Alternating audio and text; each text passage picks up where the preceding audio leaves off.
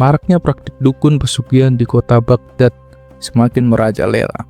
Banyak orang mendatangi dukun meskipun harus membayarnya dengan tarif yang cukup mahal. Tapi alih-alih usahanya menjadi sukses, yang ada malah banyak yang gulung tikar.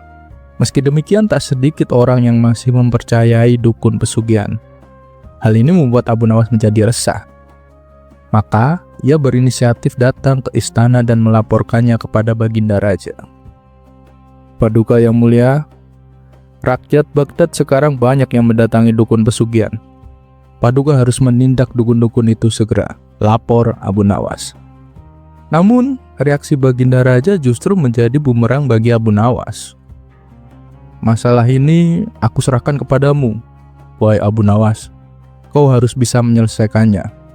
Aku beri kamu waktu seminggu untuk menyadarkan rakyatku. Kalau sampai gagal, kau yang akan aku hukum, ancam Baginda Raja. Sontak Abu Nawas terkejut mendengarnya. Tapi, apa mau dikata, Abu Nawas sudah terlanjur melaporkannya. Tapi Paduka, mengapa hamba yang menjadi sasaran? Hamba hanya melaporkannya, ujar Abu Nawas. Aku tidak mau tahu. Pokoknya kamu harus bertanggung jawab. Kalau kau menolak tugas ini, kau akan tetap mendapat hukuman, tegas Baginda Raja. Akhirnya, dengan berat hati Abu Nawas menerima tugas tersebut. Ia pun kemudian pamit pulang. Setibanya di rumah, Abu Nawas terus memikirkan bagaimana caranya menyelesaikan tugas yang diberikan oleh Baginda Raja. Setelah merenung lama, ia pun mendapatkan ide cemerlang.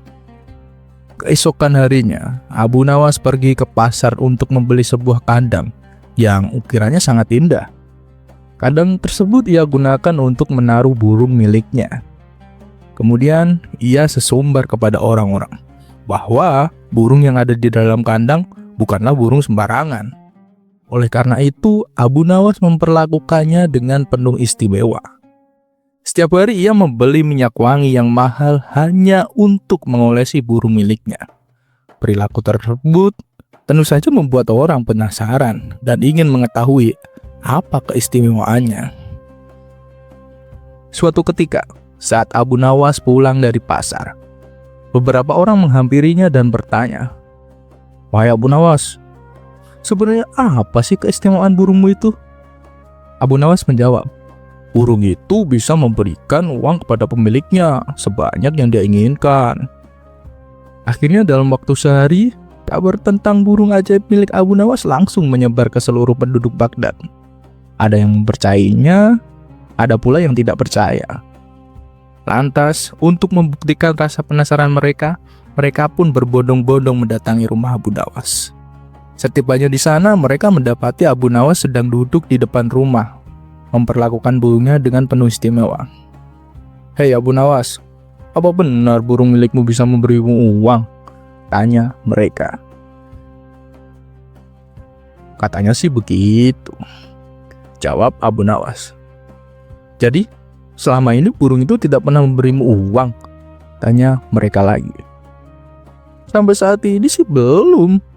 Tapi aku yakin suatu saat dia pasti akan memberiku uang sebab aku memperlakukannya dengan istimewa," jawab Abu Nawas. "Tahuilah Abu Nawas, usahamu itu sia-sia. Mana mungkin seekor burung bisa memberimu uang? Percuma saja kamu memberinya minyak wangi yang mahal dan memperlakukannya secara istimewa. Itu justru akan membuatmu kehilangan banyak uang," kata mereka. Inilah saat yang ditunggu-tunggu Abu Nawas. Ia pun kemudian berkata, "Lalu, bagaimana dengan kalian? Kalian rela mendatangi dukun pesugihan dengan menghabiskan uang yang banyak? Apa kalian yakin dengan mendatanginya usaha kalian bisa bertambah sukses? Yang ada uang kalian semakin berkurang. Karena untuk membayar dukun tersebut, saya masih mending lebih berharap kepada burung karena bagaimanapun dia tidak akan berbohong. Dengan kalian, dukun yang kalian datangi bisa berbohong, bahkan bisa menipu kalian," jelas Abu Nawas. Setelah mendengar penjelasan Abu Nawas, mereka pun tersadar akan kekeliruannya. Sejak saat itu, mereka sudah tak lagi mendatangi dukun pesugihan. Akhirnya dalam kurang waktu seminggu, Abu Nawas berhasil menyelesaikan tugas yang diberikan Baginda Raja. Seperti biasa, atas keberhasilannya, Baginda Raja memberi hadiah berupa pundi-pundi uang.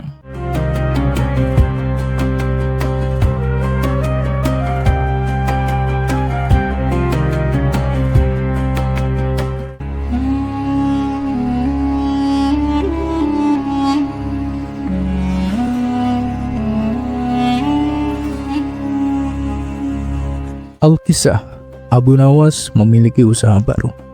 Ia membuat berbagai macam perlengkapan dapur seperti wajan, periuk, dan sejenisnya. Namun dari usaha yang dijalankannya, ia hanya memperoleh sedikit keuntungan. Beda halnya dengan kawan-kawannya yang mengelola kebun sayuran, mereka justru memperoleh hasil yang berlimpah. Meski demikian, Abu Nawas tetap bersyukur atas rezeki yang ia dapatkan. Pada suatu hari, kawan-kawan Abu Nawas berkumpul di sebuah warung, tempat biasa mereka nongkrong bersama. Masing-masing dari mereka mulai menceritakan kesuksesan hasil perkebunannya, sementara Abu Nawas hanya menjadi pendengar setia. Lelaki pertama yang seorang petani timun berkata penuh semangat, "Hei kawan-kawan, selama ini aku menanam timun, ada satu pengalaman yang sangat menakjubkan." "Apa itu?" tanya yang lain penasaran. "Ketika waktunya panen, ada satu timun yang besarnya sepanjang ini," katanya sambil menentangkan tangan selebar mungkin. Lelaki kedua, petani wortel, tak mau kalah. "Itu belum seberapa. Waktu saya panen wortel, ada satu wortel yang besarnya seukuran batang pohon kelapa." Lelaki ketiga, petani kol, ikut menyombongkan dirinya. "Hanya seperti itu kalian bangga? Kalau dibandingkan dengan pengalamanku, kalian pasti kalah." "Oh iya? Emangnya pengalaman apa?" tanya mereka tak percaya. "Saat panen, ada satu kol yang besar seukuran lubak. Kalau kalian tidak percaya, datang aja ke rumahku. Bisa kalian lihat sendiri," jawabnya meyakinkan. "Wah, tidak disangka ya. Ternyata kita semua punya pengalaman yang menakjubkan," ujar salah satu dari mereka. Di tengah perbincangan penuh semangat itu, Abu Nawas justru tampak santai, asyik menghirup secangkir teh di tangannya. Ia seolah tak peduli dengan cerita-cerita hebat dari teman-temannya. Melihat itu, mereka pun menoleh dan bertanya, "Hei Abu Nawas, bagaimana denganmu? Apa kamu juga memiliki pengalaman menakjubkan selama membuat perlengkapan dapur?" Abu Nawas menoleh dan mengalihkan pandangannya kepada mereka. "Kalian bertanya padaku? Coba ulangi tadi. Aku kurang memperhatikannya," jawabnya santai. Mereka pun mengulangi pertanyaannya. "Selama kamu membuat peralatan dapur, pengalaman menakjubkan apa yang kamu alami?" Abu Nawas tersenyum dan menjawab, "Oh, soal itu. Aku pernah membuat wajan yang ukurannya sebesar rumah." Sontak mereka semua terkejut. "Emangnya ada orang yang minta dibuatkan wajan sebesar itu?" tanya mereka. "Tentu saja ada," jawab pendek Abu Nawas. "Kalau memang ada, lalu untuk apa wajan sebesar itu?" tanya mereka makin penasaran. "Ya, untuk memasak sayuran kalian yang ukurannya tidak masuk akal," jawab Abu Nawas sambil tersenyum lebar. Mendengar itu, mereka pun tertawa terpinggal-pinggal hingga tak bisa berkata apa-apa lagi.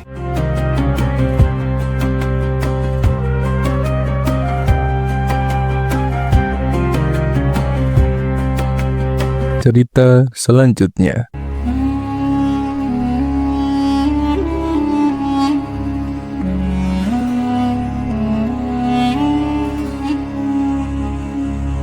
Beginilah humor Abu Nawas ketika diminta untuk menghitung jumlah bintang di langit, dan berikut cara menghitungnya, yang membuat Raja Harun Ar-Rasyid beserta rakyatnya tak bisa membantah. Pagi itu Raja Harun Ar-Rasyid sedang galau. Ia berjalan mondar-mandir ke kamar pribadinya. Sambil asik merenung, terlintas sebuah pertanyaan di benaknya. Berapakah jumlah bintang di langit, dan bagaimana cara menghitungnya? Siang harinya Raja Harun Ar-Rasyid membuat sayembara.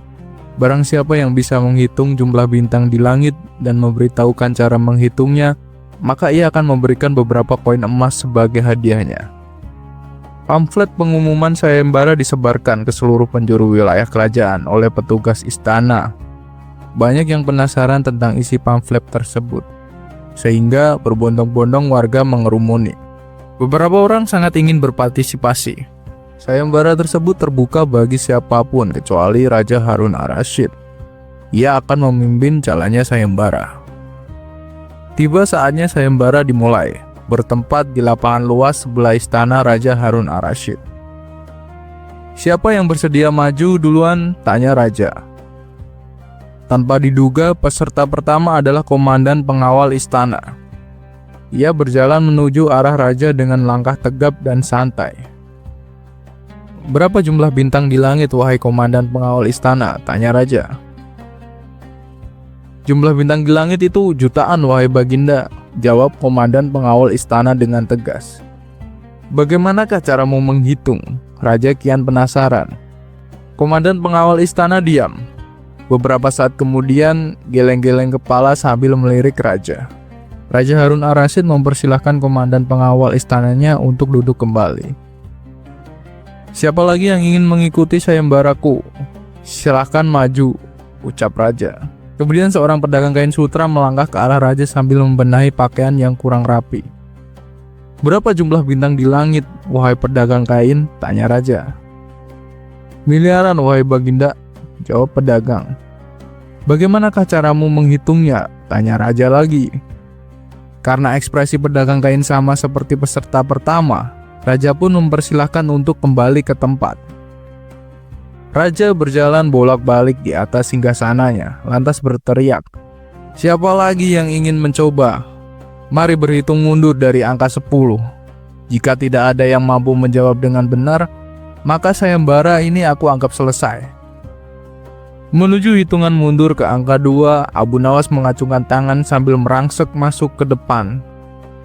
"Saya bisa menjawab pertanyaan itu, wahai Paduka," sergah Abu Nawas. "Berapa jumlah bintang di langit, hai Abu Nawas, dan bagaimanakah cara menghitungnya?" "Sebelum menjawab pertanyaan tuanku, hamba minta disediakan seekor kuda jantan besar," pintanya. Beberapa panitia sayembara lantas membawa jenis hewan yang diminta oleh Abu Nawas. "Begini Baginda Raja, jumlah bintang di langit sama dengan semua bulu kuda yang ada di kerajaan ini," sambil menunjuk ke arah kuda. "Cara menghitungnya pun simple, tinggal mulai dari angka 1 sampai selesai kan?" "Baginda hitung sendiri kalau tidak percaya," jawab Abu Nawas. Kerumunan peserta pun saling pandang satu sama lain. Beberapa saat kemudian hening menyelimuti sayembara tersebut. Semua terpana dengan jawaban Abu Nawas. Raja Harun ar-Rasyid berpikir bahwasanya tidak mungkin bisa menghitung semua bulu kuda yang ada di kerajaan ini. Akhirnya, sambil cemberut, Raja memberikan hadiah beberapa batang emas kepada Abu Nawas. Sembari berjalan menuju rumah masing-masing, beberapa warga nampak saling berbisik, "Kok bisa ya gitu ya?" Dan kali ini, Raja pun mengakui kehebatan Abu Nawas.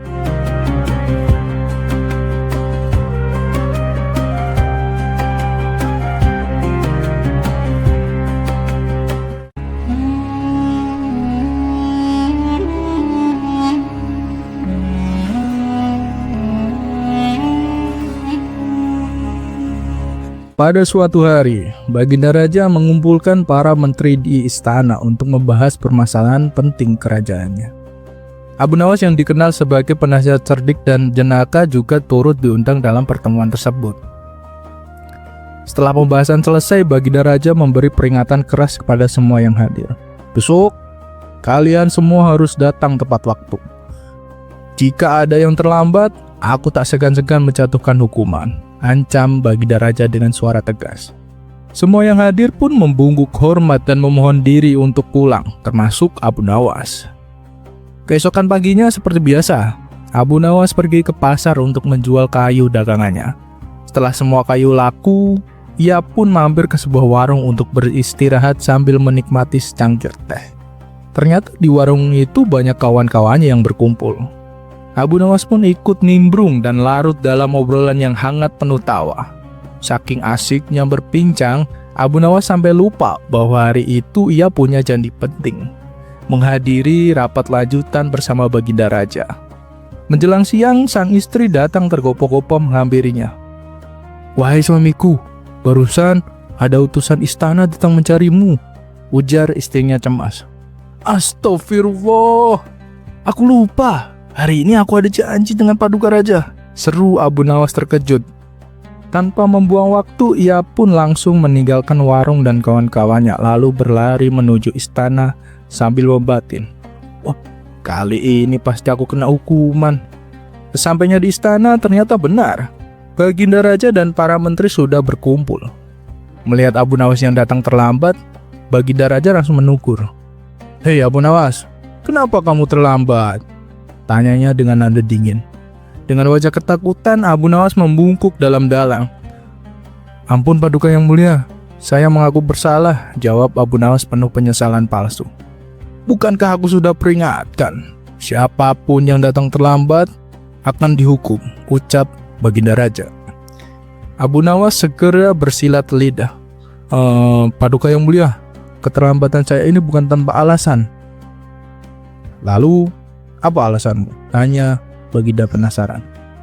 "Begini Paduka, dalam perjalanan menuju istana, saya terus dibuntuti bayangan hitam. Saya sudah coba menghindar, tapi bayangan itu selalu mengikuti kemanapun saya pergi. Karena itulah saya jadi sangat ketakutan, dan akhirnya terlambat sampai," jelas Abu Nawas. Seketika ruangan tampil menjadi hening. Para menteri saling pandang. Baginda Raja mengerutkan dahinya. "Bayangan hitam?" tanya salah satu menteri. "Siapa itu?" "Saya sendiri tak tahu Tuan Menteri," jawab Abu Nawas pura-pura serius. "Siang bolong seperti ini, mana mungkin ada setan?" ucap Baginda Raja setengah curiga. "Kamu jangan mengada-ngada Abu Nawas. Kalau Paduka tak percaya, saya bisa tunjukkan sekarang juga," kata Abu Nawas mantap. Karena penasaran, Baginda Raja dan para menteri ikut bersama Abu Nawas keluar ruangan menuju halaman istana. Saat matahari bersinar terik, Abu Nawas berdiri di tengah lapangan. Ia menunjuk bayangan tubuhnya sendiri yang jatuh ke tanah. Lihat Paduka, bayangan hitam itu masih mengikuti saya." Lalu ia mulai berlari kecil sana kemari sambil berteriak, "Dia mengikutiku, kemanapun aku pergi, dia tak pernah berhenti membuntutiku." Melihat tingkah Abu Nawas yang seperti orang dikejar bayang-bayang secara harfiah, Baginda Raja dan para menteri tak bisa menahan tawanya. Mereka tertawa terpinggal-pinggang, hingga beberapa bahkan memegang perutnya. Ternyata, bayangan hitam yang dimaksud Abu Nawas hanyalah bayangan tubuhnya sendiri, yang muncul karena sinar matahari. Tawa yang lepas membuat suasana istana menjadi cair. Ketegangan yang tadinya menyelimuti rapat pun berubah menjadi ringan. Baginda Raja menggeleng-gelengkan kepala sambil tersenyum. Sudahlah Abu Nawas. Kau ini memang selalu punya akal ajaib. Aku ampuni keterlambatanmu, ucap Baginda Raja tertawa geli. Abu Nawas pun diizinkan untuk bergabung dalam rapat. Tanpa hukuman sedikit pun. Bahkan, ia malah berhasil menghibur seluruh istana.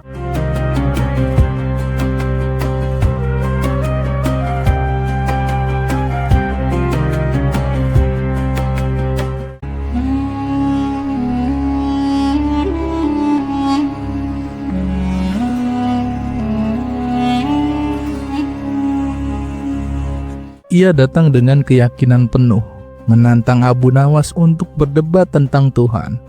Mengaku tak percaya pada apapun yang tak bisa dilihat. Tamu asing itu merasa dirinya telah menang sebelum debat dimulai. Namun ia tak menyangka pertanyaan sederhana dari Abu Nawas justru membuat seluruh keyakinannya runtuh perlahan. Beginilah kisah selengkapnya. Pada suatu hari, ketika Abu Nawas sedang duduk di depan rumahnya, datanglah seorang tamu asing yang ingin mengajaknya berdebat. Tamu tersebut ternyata seorang ateis. "Apakah kamu yang bernama Abu Nawas?" tanya tamu asing itu. "Ya benar. Ada perlu apa kau mencariku?" jawab Abu Nawas. "Aku ingin mengajakmu berdebat tentang ketuhanan," kata tamu asing tersebut. Memangnya kau tak percaya adanya Tuhan?" tanya Abu Nawas. "Tentu saja aku percaya, sebab aku adalah seorang ateis," jawabnya singkat. "Oh, begitu. Jadi, kau terlahir dari keluarga ateis?" tanya Abu Nawas memastikan. "Tidak, keluargaku penganut agama yang taat." "Tidak, keluargaku penganut agama yang taat." tapi aku memilih jalanku sendiri. Karena menurutku Tuhan hanyalah hasil imajinasi manusia, padahal sebenarnya nggak ada Tuhan, jelas tamu asing tersebut. Sejak kapan kau menjadi ateis? Tanya Abu Nawas lagi. Sekitar 2 tahun yang lalu, jawabnya. Baru 2 tahun, jawab Abu Nawas tersenyum tipis. Berarti kau masih pemula, lebih baik cari lawan debat yang sepadan. Hei, jangan meremehkanku, seru tamu asing tersebut. Meskipun baru 2 tahun, sudah banyak yang kalah berdebat denganku. Oh, baiklah, kata Abu Nawas dengan tenang. Kalau kau memang memaksa, aku terima tantanganmu. Tapi, sebelum debat dimulai, ada satu syarat.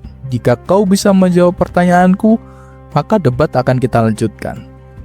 Silakan, apa pertanyaannya? Jawab tamu asing dengan penuh percaya diri. Abu Nawas pun bertanya, kau tahu, seekor kuda, seekor sapi, dan seekor kambing, ketiganya sama-sama makan rumput. Tapi, kotoran kambing berbentuk pelet bulat-bulat, kotoran sapi lembab dan datar, sedangkan kotoran kuda berbentuk gumpalan. Menurutmu, mengapa hal itu bisa terjadi? Tamu asing itu langsung terdiam. Ia berpikir cukup lama, namun akhirnya menyerah. Ya, aku mengaku tak tahu, katanya. Tapi apa hubungannya dengan debat kita? Abu Nawas tersenyum lalu berkata, apakah kau merasa sudah layak berdebat tentang Tuhan yang maha suci, maha mulia, maha bersih? Sedangkan soal kotoran saja kau tak tahu. Mendengar jawaban itu, tamu asing hanya bisa terdiam. Dalam hatinya ia mengakui, orang ini benar-benar cerdas. Aku harus mencari cara lain untuk menghadapinya. Akhirnya ia berkata, baiklah, kalau begitu, ajari aku tentang ketuhanan agar aku bisa yakin bahwa Tuhan itu memang ada. Abu Nawas pun mulai menjelaskan. Apa kau percaya jika ada perahu yang tiba-tiba terbentuk tanpa ada yang membuatnya? Oh, itu tidak mungkin, jawab tamu asing. Lalu, apa kau percaya jika ada sebuah rumah yang tiba-tiba terbentuk tanpa ada yang membuatnya? Itu juga mustahil, jawabnya lagi. Begitu pula dengan alam semesta, jelas Abu Nawas. Tidak mungkin ia ada dengan sendirinya, tanpa ada yang menciptakan. Dan siapa lagi jika bukan Tuhan yang maha segalanya? Tamu asing mencoba membantah. Itu bisa saja terjadi karena fenomena alam, sedangkan perahu dan rumah memang harus dibuat lah. Abu Nawas tersenyum. Contoh yang kusebutkan hanyalah batas kemampuan manusia. Manusia bisa membuat rumah dan perahu, tapi tak mungkin menciptakan alam semesta. Sebab ada yang jauh lebih hebat dari manusia itu sendiri, yaitu Dia yang menciptakan seluruh alam dan makhluk. Namun, tamu asing masih bersikeras. Aku tetap tak percaya, belum ada bukti nyata bahwa Tuhan itu ada. Setauku tidak ada makhluk yang lebih hebat dari manusia. Abu Nawas menatapnya lalu bertanya, kalau gitu, bisakah manusia menghindar dari kematian? Dari mana datangnya kematian itu? Mungkin manusia bisa memperbaiki rumah yang roboh. Mungkin bisa menambal perahu yang bocor. Itu batas kemampuan manusia. Tapi apakah manusia bisa memastikan dirinya tidak mati? Tentu tidak, karena manusia tidak berkuasa atas dirinya sendiri. Abu Nawas berkata lagi, manusia pasti menua lalu mati, seperti rumah dan perahu. Sekuat apapun, suatu saat pasti akan rusak. Begitu pula manusia, jasadnya akan hancur dan hanya menyisakan tulang belulang. Semua itu adalah bukti adanya Tuhan yang maha mengatur kehidupan dan kematian. Mendengar penjelasan itu, tamu asing terdiam lama, hatinya terguncang. Perlahan, ia mulai meninggalkan keyakinannya sebagai seorang ateis.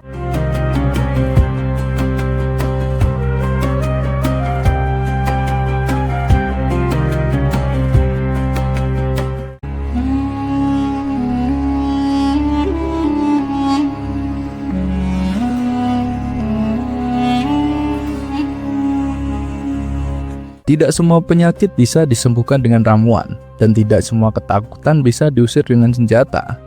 Ketika seorang raja yang sangat penakut meminta bantuan, Abu Nawas justru memilih cara yang tidak pernah terfikirkan oleh siapapun.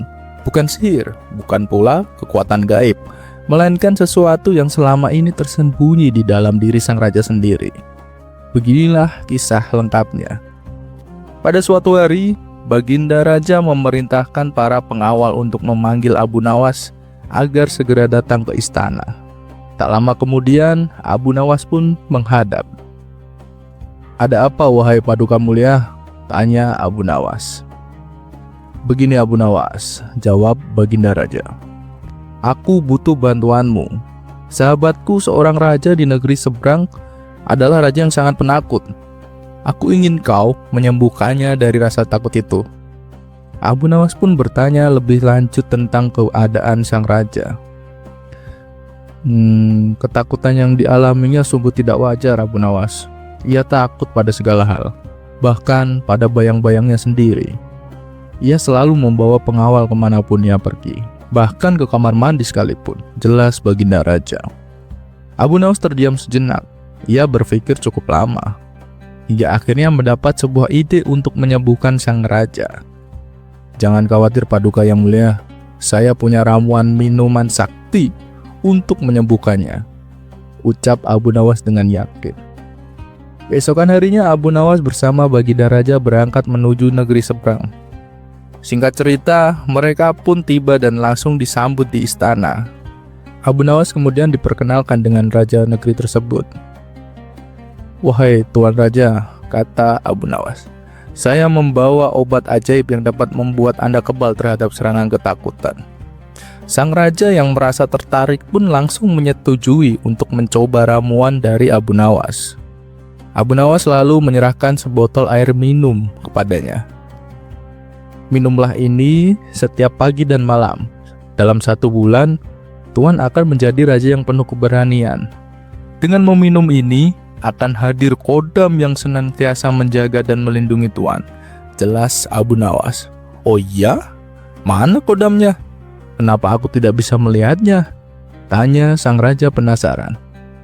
Tuan tidak akan bisa melihatnya, tapi ia akan selalu bersama Tuan," jawab Abu Nawas meyakinkan. Sebulan kemudian, Abu Nawas kembali mengunjungi sang raja. "Bagaimana perasaan Tuan sekarang?" tanya Abu Nawas. Raja itu tersenyum bangga. "Sekarang saya tidak takut lagi pada apapun, bahkan berani berjalan sendirian di malam hari," ujarnya dengan percaya diri. "Wah, itu hebat sekali," kata Abu Nawas. "Tahukah Tuan, minuman yang saya berikan itu sebenarnya hanya air putih biasa dan tidak ada kodamnya sama sekali. Keberanian Tuan sesungguhnya datang dari dalam hati Tuan sendiri dan dari kepercayaan diri Tuan sendiri." Mendengar itu, sang raja terdiam, lalu ia mengangguk pelan. Ia baru menyadari bahwa keberanian sejati tidak dapat dibeli dan tidak dapat diminum, melainkan tumbuh dari keyakinan dari dalam diri sendiri. Sejak saat itu, ia pun mulai belajar mengatasi rasa takutnya tanpa bergantung pada ramuan ajaib apapun.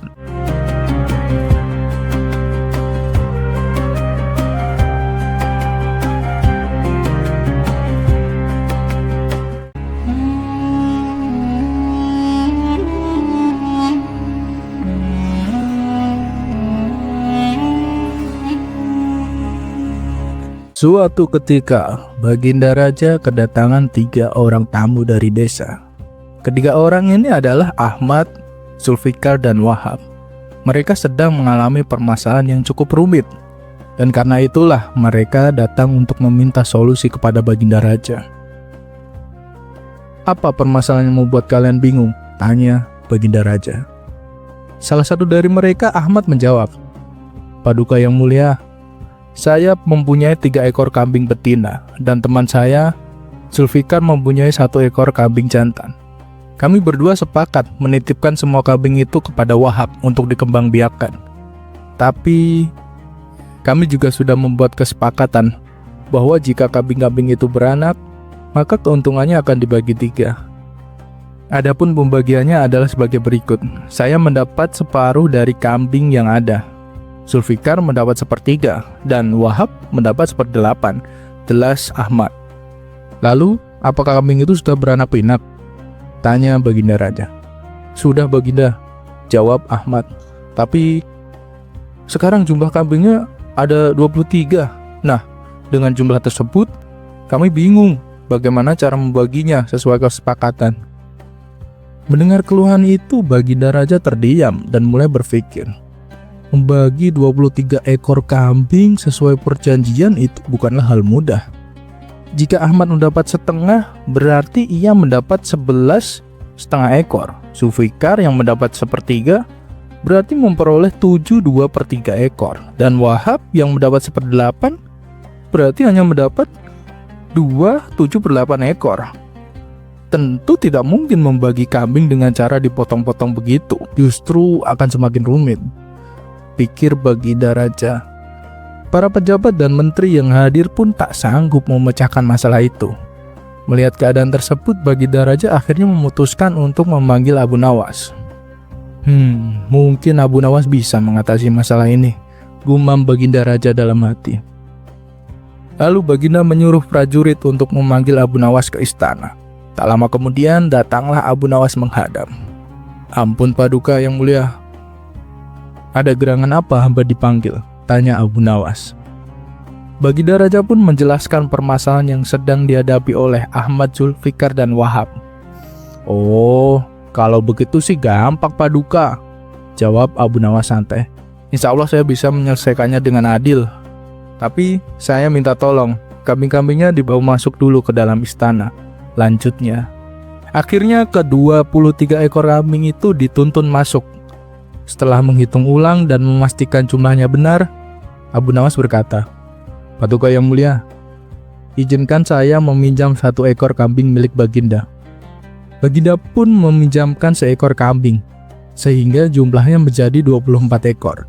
Sekarang jumlahnya 24. Pak Ahmad, karena Anda mendapat setengah bagian, silahkan ambil 12 ekor kambing, ujar Abu Nawas. Ahmad pun mengambil 12 ekor. Zulfikar, Anda mendapat sepertiga, jadi silakan ambil 8 ekor. Lanjut Abu Nawas. Zulfikar pun mengambil bagiannya. Dan Pak Wahab, karena Anda mendapat 1/8, silakan ambil 3 ekor kambing, kata Abu Nawas. Wahab juga mengambil bagiannya. Nah, sekarang tinggal 1 ekor. Karena kambing itu saya pinjam dari Baginda Raja, maka saya kembalikan ke Baginda, jelas Abu Nawas. Dengan demikian, semuanya mendapat hak sesuai kesepakatan tanpa harus memotong-motong kambing. Ketiga orang itu pun merasa puas dengan solusi yang diberikan Abu Nawas. Maka mereka berterima kasih dan kembali ke rumah masing-masing. Baginda Raja juga berterima kasih kepada Abu Nawas dan memberikan hadiah karena telah membantu menyelesaikan persoalan rakyatnya.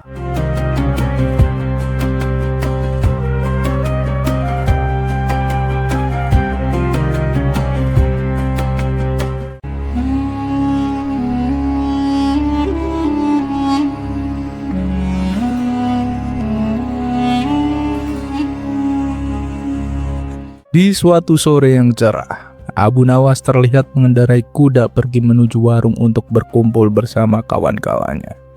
Sesampainya di sana, warung tersebut terlihat ramai, tidak seperti biasanya. Di sebelah tempat duduk kawan-kawan Abu Nawas, ada beberapa anak muda yang juga sedang berkumpul.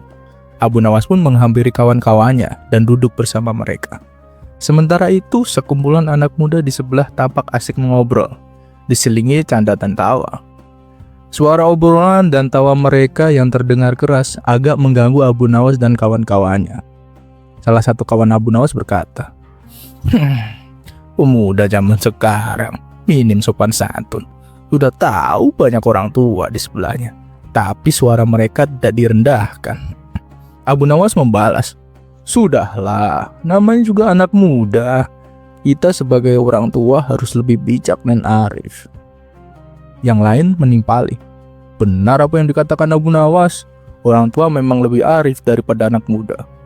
Sekumpulan anak muda di sebelahnya merasa tidak terima mendengar hal itu. Salah satu dari mereka berkata, kalian para orang tua memang lebih arif, tapi kami anak muda jauh lebih kuat dari kalian. Kawan-kawan Abu Nawas sependapat dengan ucapan si pemuda, tapi Abu Nawas berbeda pendapat. Ia sama sekali tidak setuju. Kata siapa? Menurutku tua atau muda sama saja tenaganya. Waktu masih muda sama saja, ketika sudah tua juga. Wahai Pak Tua, coba buktikan ucapanmu, kata salah satu pemuda. Baik, akan aku buktikan. Kau lihat kuda yang kunaiki? Waktu aku masih muda, aku tak kuat mengangkatnya. Dan sekarang, ketika sudah tua, aku masih juga tak kuat, jawab Abu Nawas. Kalau kau tak percaya, coba angkat kuda itu. Pasti tenagamu tidak kuat seperti aku, lanjut Abu Nawas. Mendengar itu spontan kawan-kawan Abu Nawas tertawa terpinggal-pinggal. Adapun si pemuda berlalu meninggalkan Abu Nawas dengan menahan rasa malu.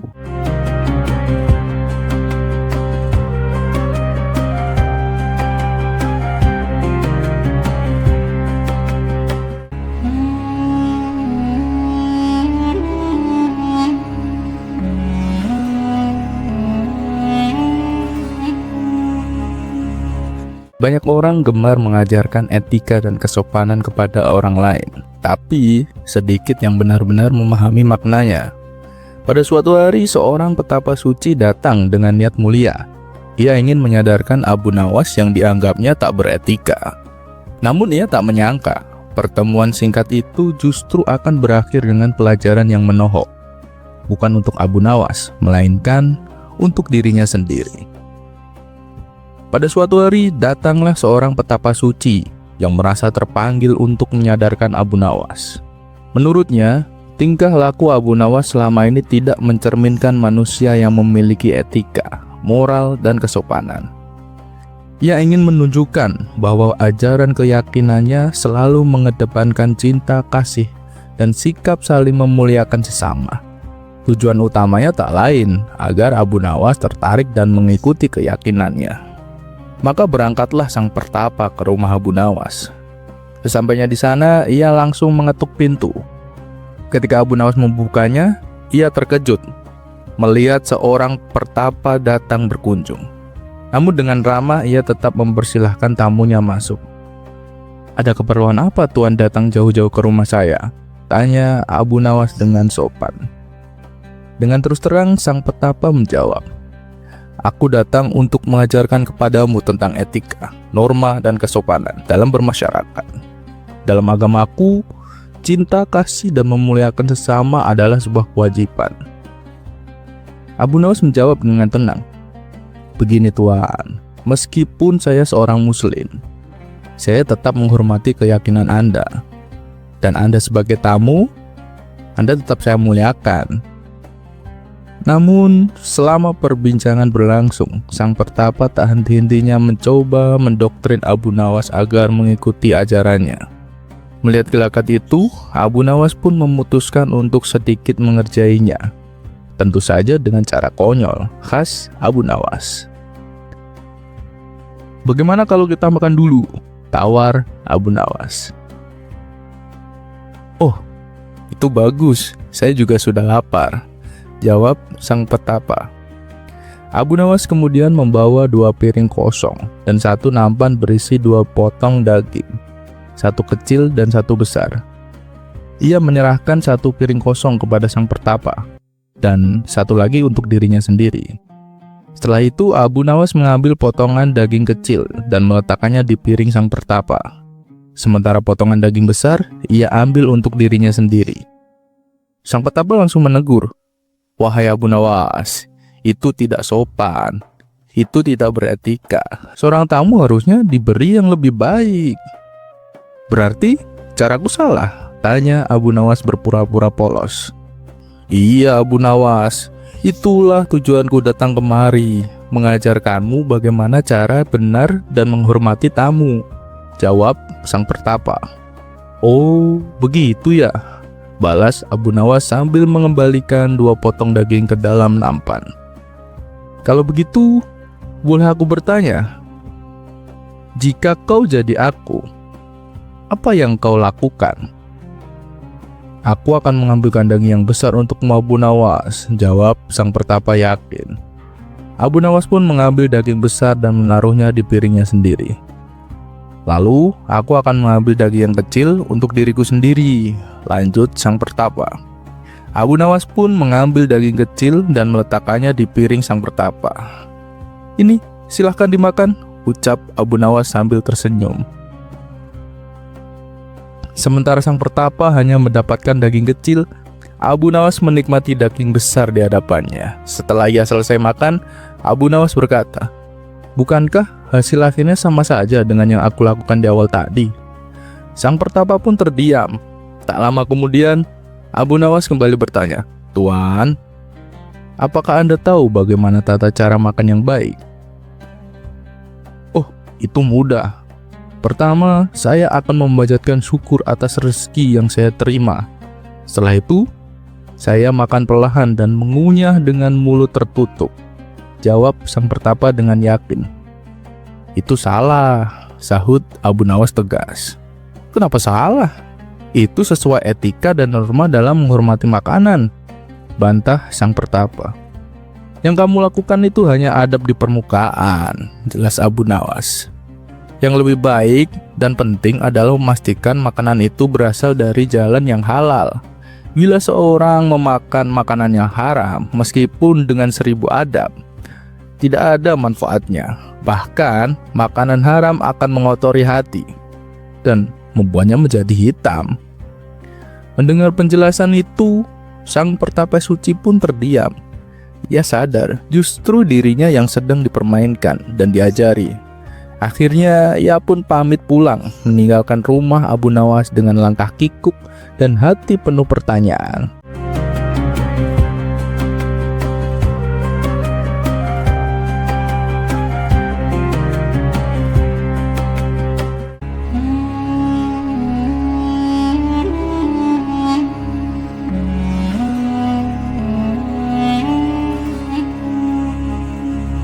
Tak semua orang bermimpi menjadi kaya atau pejabat istana. Di hadapan kemewahan dan kekuasaan, Abu Nawas justru melihat sesuatu yang sering luput dari perhatian orang-orang besar. Dalam obrolan santai bersama Baginda Raja, satu pertanyaan sederhana merubah menjadi sindiran halus yang membuat sang raja tertawa, sekaligus tersadar. Begini kisah selengkapnya. Di sela-sela waktu senggangnya, Baginda Raja duduk santai bersama Abu Nawas. Ketika mereka sedang asik berbincang kesana kemari, terlintas di benak Baginda Raja sebuah pertanyaan yang selama ini membuatnya penasaran. "Abu Nawas, andai kau mau menjadi pejabat istana, hidupmu pasti akan kaya. Apa sih enaknya jadi orang miskin?" tanya Baginda Raja. Dengan enteng Abu Nawas menjawab, "Siap malam saya bisa tidur nyenyak Paduka, karena tidak takut kemalingan. Mana ada maling yang mau mencuri di rumah orang miskin." Jawaban spontan itu membuat Baginda Raja tertawa lepas. "Sekarang gantian saya yang bertanya Paduka. Apa sih enaknya jadi orang kaya?" tanya Abu Nawas. "Tentu saja banyak Abu Nawas. Apapun yang kau inginkan pasti bisa terbeli. Bisa menyuruh orang miskin melakukan sesuatu untuk dikerjakan," jawab Baginda Raja. "Kalau begitu," lanjut Baginda Raja, "apa tak enaknya menjadi orang miskin, wahai Abu Nawas?" "Banyak Paduka. Orang miskin seperti saya ini seringkali keinginannya tidak kesampaian dan jarang sekali makan hidangan yang enak-enak," jawab Abu Nawas jujur. "Oh, begitu ya. Lalu menurutmu, apakah ada orang yang lebih buruk daripada hidup sebagai orang miskin?" tanya Baginda Raja lagi. "Tentu saja ada Paduka," jawab Abu Nawas dengan tenang, "yaitu hidup sebagai temannya orang miskin.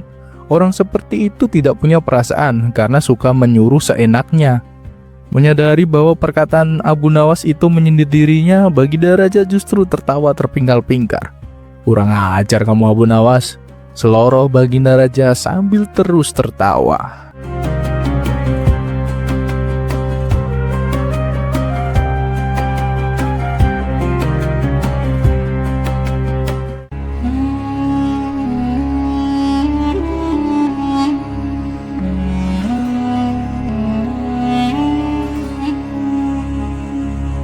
Ketika sebuah kesempatan dimanfaatkan dengan licik, keadilan seringkali terlihat kalah di awal. Seorang petani yang terdesak kebutuhan air justru terjebak dalam permainan kata-kata yang merugikan. Namun ia lupa satu hal. Kelicikan hanya akan bertahan sampai bertemu kecerdikan Abu Nawas. Begini kisah selengkapnya. Alkisah, ada seorang petani yang memiliki ladang di perkebunan. Ladang itu biasanya ia gunakan untuk menanam sayur-sayuran dan berbagai tanaman lainnya. Namun pada tahun itu musim kemarau melanda cukup panjang. Sang petani pun kebingungan mencari sumber air sebab tahun-tahun sebelumnya ia selalu mengandalkan hujan untuk mengairi tanamannya. Di sebelah ladang miliknya terdapat sebuah sumur dengan air yang melimpah. Melihat hal itu, si petani pun berinisiatif untuk membeli sumur tersebut. "Wahai kawan, bolehkah aku membeli sumur milikmu?" tanya si petani. "Boleh, asal harganya cocok," jawab si pemilik sumur. "Baiklah, berapa harga yang kau inginkan?" "Harganya 100 dinar," jawabnya singkat. "Hah? 100 dinar? Mahal sekali," seru si petani. "Kalau tidak mau ya udah, aku tidak memaksa," ujar pemilik sumur. Namun karena sangat membutuhkan air untuk ladangnya, si petani pun akhirnya terpaksa menyetujui pembelian sumur itu dengan harga yang sangat-sangat tinggi. Ternyata pemilik sumur tersebut adalah orang yang licik. Ia masih ingin mengambil keuntungan lebih. Esok harinya, ketika si petani hendak mengambil air, tiba-tiba pemilik sumur menegurnya. "Hei, aku hanya menjual sumurnya, bukan airnya. Air itu masih milikku. Kalau kau mau mengambilnya, kau juga harus membayar." Si petani pun terkejut dan langsung memprotes. "Apa-apaan ini? Aku sudah membeli sumur dengan harga yang mahal. Seharusnya air di dalamnya juga milikku." Namun pemilik sumur tetap ngotot. "Oh tidak, perjanjian hanya sumur, bukan airnya. Jadi air itu tetap milikku." Pertengkaran pun tak terhindarkan. Warga sekitar yang mendengar keributan segera berdatangan untuk menengahi. "Sudah, lebih baik bawa masalah ini ke pengadilan saja," saran salah seorang warga. Akhirnya mereka pun mendatangi rumah Tuan Hakim. Namun Tuan Hakim sendiri kebingungan memutuskan perkara tersebut. Maka ia pun memanggil Abu Nawas untuk dimintai pendapat. Tak lama kemudian Abu Nawas datang. "Apa masalah kalian?" tanyanya. Si petani pun menjelaskan. "Begini Tuan Abu, aku sudah membeli sumur darinya. Tapi setelah aku beli, aku tidak boleh mengambil airnya, padahal aku sudah membayar mahal." Abu Nawas menoleh ke pemilik sumur. "Benarkah begitu? Apa alasanmu?" Pemilik sumur menjawab dengan santai. "Benar. Saat ia membeli, perjanjiannya hanya sumur, bukan air. Jadi air itu tetap milikku." Abu Nawas mengerenyit. Dalam hatinya ia tahu orang ini sangat licik. Namun ia telah menyiapkan siasat untuk membuatnya kapok. "Baiklah," kata Abu Nawas. "Yang dikatakan pemilik sumur memang benar. Air itu memang miliknya. Jadi kalau kamu mau mengambil air, kamu harus membayar." Si petani terkejut. "Apa? Ini tidak adil Tuan Abu." Sementara itu, pemilik sumur tertawa puas. "Lihat kan, keputusan Tuan Abu sangatlah adil," katanya dengan sombong. "Tunggu dulu," kata Abu Nawas menukas. "Aku belum selesai bicara. Air di dalam sumur memanglah milikmu. Tapi sumurnya adalah milik si petani. Karena itu, aku perintahkan kau untuk segera mengeluarkan seluruh airmu dari dalam sumur. Jangan sampai tersisa setetes pun." Tetapi itu tidak mungkin Tuan Abu," seru pemilik sumur panik. "Kalau begitu kau harus membayar sewa tempat," jawab tegas Abu Nawas. "Sebab airmu berada di dalam sumur milik si petani." "Wahai petani, berapa harga sewa per jari?" 10 dinar Tuan Abu," jawab si petani mantap. "Nah," kata Abu Nawas, "mulai sekarang dan seterusnya kau harus membayar 10 dinar setiap hari kepada si petani." Si pemilik sumur pun langsung pucat pasi. "Ini tidak masuk akal. Kenapa aku harus membayar sewa tiap hari?" "Ya, itu terserah padamu," jawab Abu Nawas dengan tenang. "Jika kau tetap bersikeras dengan air itu milikmu, maka kau wajib membayar sewa kecuali kau ikhlaskan air itu menjadi milik si petani. Akhirnya dengan wajah kecewa pemilik sumur pun menyerah. Baiklah, air itu biarlah menjadi miliknya. Si petani pun tersenyum lega. Awalnya ia mengira Abu Nawas tidak adil. Namun ternyata semua itu hanyalah siasat untuk memperdayai pemilik sumur yang licik. Berkat kecerdikan Abu Nawas, rencana jahat itu pun gagal total.